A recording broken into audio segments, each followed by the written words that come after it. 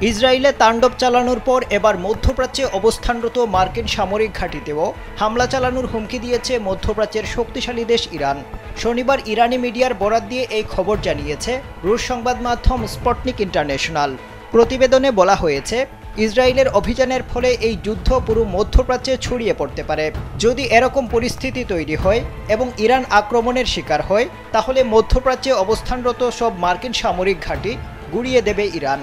ইরানের সশস্ত্র বাহিনীর বরাত দিয়ে ফার্স নিউজ জানিয়েছে, আরএস আত্মঘাতী ড্রোনগুলো ইসরায়েলের লক্ষ্যবস্তুতে আঘাত হানতে সক্ষম হয়েছে। ড্রোনগুলো ইসরায়েলের ভূখণ্ডে পৌঁছাতে পেরেছে এবং এগুলো পরিচালনাকারীরা নির্ধারিত লক্ষ্যবস্তুতে আক্রমণ করতে সক্ষম হয়েছেন। স্যান্ডেলিনা সো, রূপচর্চায় আভিজাত্য। ইরান আরও জানিয়েছে, তারা ইসরায়েলে আক্রমণ চালিয়ে যাবে এবং আগের নেওয়া সিদ্ধান্তের মধ্যে নিজেদের আর সীমাবদ্ধ রাখবে না। শুধু তাই নয়, ইসরায়েলকে রক্ষা করতে যুক্তরাষ্ট্র, যুক্তরাজ্য কিংবা ফ্রান্স এগিয়ে আসলে তাদের ওপরও হামলা করার হুমকি দিয়েছে আয়াতুল্লাহ খামেনির দেশ।